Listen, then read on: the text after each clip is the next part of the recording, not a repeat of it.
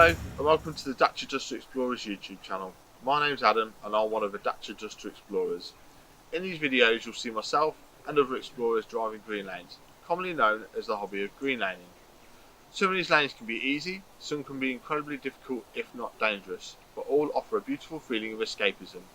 If you have any doubt about the green lane you're driving, get out and walk the lane first, making a mental note of places to turn around a period and thinking about strategies to overcome difficult sections, because reversing after a failed attempt to get along the lane can be incredibly difficult and very risky.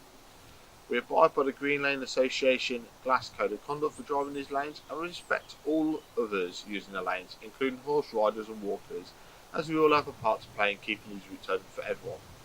If you're thinking of green laning yourself, please consider joining the Green Lane Association to help fight to keep these lanes open and to help you understand more about this hobby. They also have a Trailwise 2 website which will significantly aid in your planning. Please don't forget to like and subscribe to the YouTube channel to get updates on new videos and check out our previous massive video collection. For more information head to the website www.daciadusterexplorers.co.uk, and finally, thanks for watching, stay safe and enjoy your trips.